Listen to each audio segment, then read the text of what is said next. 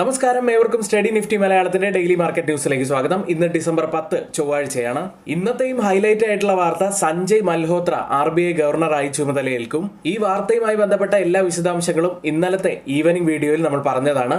അപ്പോൾ ആരെങ്കിലും ആ വീഡിയോ കാണാൻ വിട്ടുപോയിട്ടുണ്ടെങ്കിൽ ഒന്നുകൂടി ആ വീഡിയോ ഡിസ്ക്രിപ്ഷൻ ബോക്സിൽ ഒന്ന് നൽകുന്നുണ്ട്. ഏതായാലും A+ റേറ്റിംഗോടെ RBI governor Shri Shaktikanta Das 6 വർഷത്തെ കാലാവധി പൂർത്തിയാക്കിയിരിക്കുന്നു. ഏതായാലും പുതിയ ഗവർണറിന്റെ നിയമനം മാർക്കറ്റ് പോസിറ്റീവായിട്ട് തന്നെയാണ് എടുത്തിരിക്കുന്നത്. ഇനി നമുക്ക് ഗ്ലോബൽ മാർക്കറ്റുകൾ പരിശോധിച്ചാൽ വാൾ സ്ട്രീറ്റിലെ പ്രധാന സൂചികകൾ തിങ്കളാഴ്ച താഴ്ന്നാണ് ക്ലോസ് ചെയ്യുന്നത്. AI ലീഡർ എൻവിഡിയയുടെ ഇടിവാണ് ടെക് ഓഹരികളെ ബാധിച്ചത്. നിക്ഷേപകർ ഈ ആഴ്ച US നിന്നും പുറത്തു വരാനിരിക്കുന്ന കൺസ്യൂമർ പ്രൈസ് ഇൻഡെക്സ് ഡാറ്റയിലാണ് ഉറ്റുനോക്കുന്നത്. യൂറോപ്യൻ മാർക്കറ്റുകളിൽ പാൻ യൂറോപ്യൻ സ്റ്റോക്ക് 600 8ാമത്തെ ദിവസമാണ് പോസിറ്റീവിൽ ക്ലോസ് ചെയ്യുന്നത്.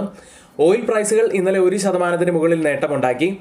ഇനി ഗോൾഡ് പ്രൈസിലേക്ക് വന്നാൽ സ്വർണം 2 ആഴ്ചത്തെ ഉയർന്ന നിലയിലാണ് ഇപ്പോൾ ട്രേഡ് ചെയ്യുന്നത്. ഇന്നലത്തെ ഗോൾഡ് പ്രൈസ് 57,040 രൂപയാണ്. ബിറ്റ്കോയിനെ സംബന്ധിച്ച് പറയുകയാണെങ്കിൽ 1 ലക്ഷം ഒരു സ്റ്റിഫ് റെസിസ്റ്റൻസ് ആയിട്ട് ഇപ്പോൾ ആക്ട് ചെയ്യുകയാണ്. ഒത്തിരിയേറെ വാർത്തകളും സ്റ്റോക്ക് ന്യൂസുകളും ഉള്ള ഒരു ദിവസം തന്നെയാണ്. ഇനി സ്റ്റുഡൻസിന് ആർക്കെങ്കിലും 50% ഡിസ്കൗണ്ടിൽ നമ്മുടെ പ്രീമിയം ടെലഗ്രാം ചാനലിൽ ജോയിൻ ചെയ്യാൻ താല്പര്യമുണ്ടെങ്കിൽ തൊട്ടു മുകളിൽ നമ്മൾ ഇവിടെ കൊടുത്തിരിക്കുന്ന ആ വാട്സ്ആപ്പ് നമ്പറിൽ മെസ്സേജ് അയക്കുക, അല്ലെങ്കിൽ ഡിസ്ക്രിപ്ഷൻ ബോക്സിലും കമന്റ് ബോക്സിലും നമ്മൾ പിൻ ചെയ്തിരിക്കുന്ന ലിങ്ക് വഴിയും ജോയിൻ ചെയ്യാവുന്നതാണ്. ഇപ്പോൾ ലൈക്കുകൾ വളരെ കുറഞ്ഞു വരുന്നുണ്ട്, അതുകൊണ്ട് തന്നെ എല്ലാവരും ലൈക്ക് ചെയ്യാൻ ശ്രദ്ധിക്കുക. 200 ലൈക്കുകൾ തന്നെയാണ് ഇന്നത്തെ ലൈക്ക് ടാർഗറ്റ്. ഇനി നമ്മുടെ ചാനൽ ആരെങ്കിലും സബ്സ്ക്രൈബ് ചെയ്യാൻ വിട്ടുപോയിട്ടുണ്ടെങ്കിൽ ദയവ് ചെയ്ത് ചാനൽ ഒന്ന് സബ്സ്ക്രൈബ് ചെയ്യുക. ഇന്നത്തെ ഏറ്റവും ഹൈലൈറ്റ് ആയ വാർത്ത സഞ്ജയ് മൽഹോത്ര RBI ഗവർണറായി.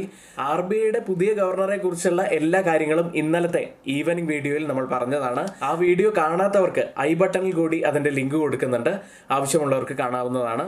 ഇനി നമുക്ക് ഇന്ന് സംസാരിക്കാനുള്ളത് ഇന്ന് ടേം അവസാനിക്കുന്ന ശ്രീ ശക്തികാന്ത ദാസിനെ കുറിച്ചാണ്. A+ റേറ്റിംഗോടെ RBI ഗവർണറായി ശക്തികാന്ത ദാസ് 6 വർഷത്തെ കാലാവധി പൂർത്തിയാക്കി. ഇന്റർനാഷണൽ ഫൈനാൻഷ്യൽ മാഗസിനായ ഗ്ലോബൽ ഫിനാൻസ് ആണ് അദ്ദേഹത്തിന് A+ റേറ്റിംഗ് നൽകിയിരിക്കുന്നത്.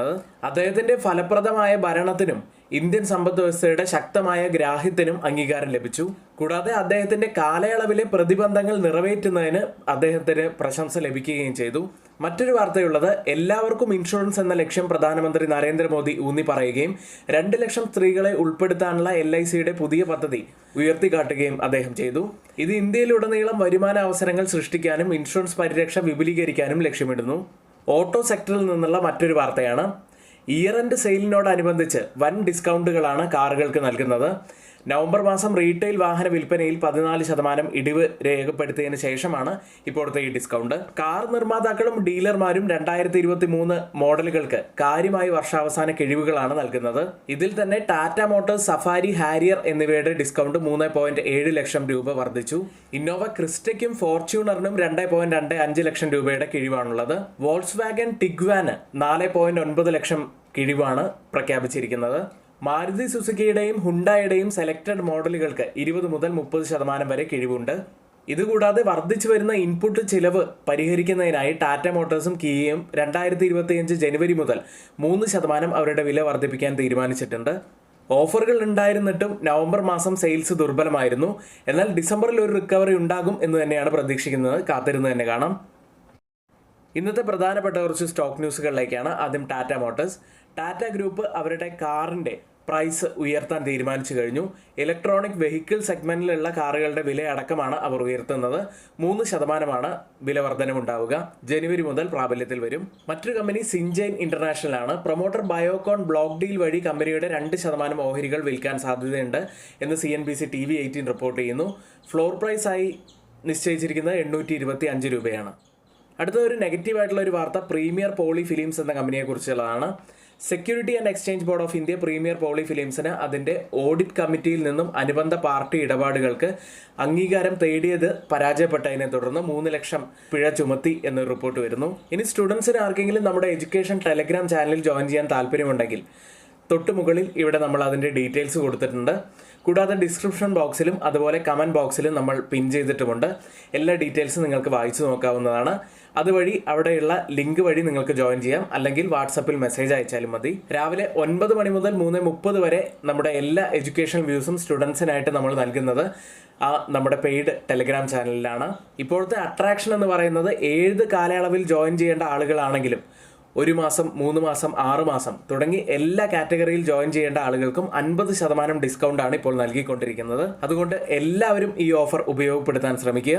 പരിമിതമായ സീറ്റുകൾ മാത്രമാണുള്ളത്. സീറ്റുകൾ ഫില്ലാവുന്നതോടെ ഓഫർ തീരുന്നതുമാണ്. തിരികെ സ്റ്റോക്ക് ന്യൂസിലേക്ക്. Metropolis health care company Delhi NCR ആസ്ഥാനമായുള്ള കോർ ഡയഗ്നോസ്റ്റിക്സിനെ 246.8 കോടി രൂപയ്ക്ക് ഏറ്റെടുത്തിരിക്കുന്നു. അടുത്തതായി ഭാരത് ഇലക്ട്രോണിക്സ് ആണ്. കമ്പനിക്ക് പുതുതായി 634 കോടി രൂപയുടെ ഓർഡറുകൾ കൂടി ലഭിച്ചിരിക്കുന്നു. ഇതോടെ ഈ വർഷം, അതായത് ഈ കറന്റ് ഫിനാൻഷ്യൽ ഇയറിൽ 8,828 കോടി രൂപയുടെ ഓർഡറുകളാണ് കമ്പനിക്കുള്ളത്. അടുത്തത് റെയിൽടെൽ എന്ന കമ്പനിയാണ്. കമ്പനിക്ക് 24.5 കോടി രൂപയുടെ പുതിയ order Haryana state electronics development കോർപ്പറേഷനിൽ നിന്ന് ലഭിച്ചിരിക്കുന്നു. ഗ്ലോബൽ മാർക്കറ്റ് സെഗ്മെന്റിൽ ആദ്യം FIDE ആക്ടിവിറ്റിയാണ്. FIS 724 കോടി രൂപയ്ക്കാണ് ഇന്നലെ ബൈ ചെയ്തത്. DIS ആവട്ടെ 1648 കോടി രൂപയ്ക്ക് സെല്ല് ചെയ്തു. FIS ഒരു സ്ഥിരമായ ട്രെൻഡിലേക്ക് പോകുന്നില്ല. പക്ഷേ ചില ദിവസങ്ങളിൽ അഗ്രസീവായ സെല്ലിങ്ങിലേക്കും ചില ദിവസങ്ങളിൽ അഗ്രസീവായ ബൈയിങ്ങിലേക്കും പോകുന്നതായിട്ടാണ് നമുക്ക് കാണാൻ കഴിയുന്നത്. US മാർക്കറ്റിലേക്ക് വാൾസ്ട്രീറ്റിൻ്റെ പ്രധാന സൂചികകളെല്ലാം തിങ്കളാഴ്ച താഴ്ന്നാണ് ക്ലോസ് ചെയ്യുന്നത്. AI ലീഡർ എൻവിഡിയയുടെ ഇടിവാണ് ടെക് ഓഹരികളെ ബാധിച്ചത്.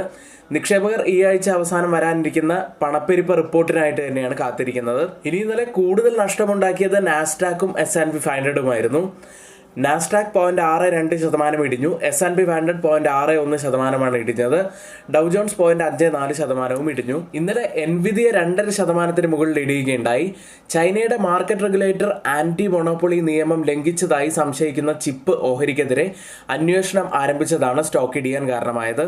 കൂടാതെ ബൊഫ ഗ്ലോബൽ റിസർച്ച് ഡൗൺഗ്രേഡ് ചെയ്തതോടെ AMD 5.7%, Philadelphia semi conductor index 0.87% ഇടിഞ്ഞു.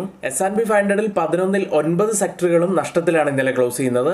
അതിൽ തന്നെ നഷ്ടങ്ങളിൽ മുന്നിൽ നിന്നത് ഫിനാൻഷ്യൽ സ്റ്റോക്കുകൾ തന്നെയായിരുന്നു.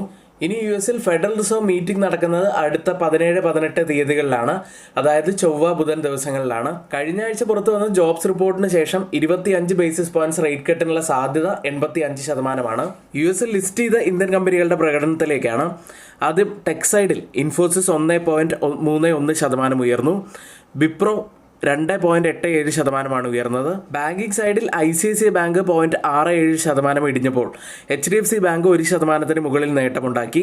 ഡോക്ടർ റെഡ്ഡി 0.69% ഇടിയുകയുണ്ടായി. ഇപ്പോൾ ട്രേഡിംഗ് ആരംഭിച്ച US മാർക്കറ്റിന്റെ ഫ്യൂച്ചേഴ്സ് ഡൗ ജോൺസ് 0.05% ഇടിവിലും S&P 500ഉം 0.05% ഇടിവിലും ട്രേഡ് ചെയ്യുന്നു. യൂറോപ്യൻ മാർക്കറ്റുകളിലേക്ക്. ഇന്നലെ ജർമ്മൻ മാർക്കറ്റ് ഡാക്സ് ഒഴിച്ച് മറ്റെല്ലാ മാർക്കറ്റുകളും പോസിറ്റീവിൽ തന്നെയാണ് ക്ലോസ് ചെയ്യുന്നത്.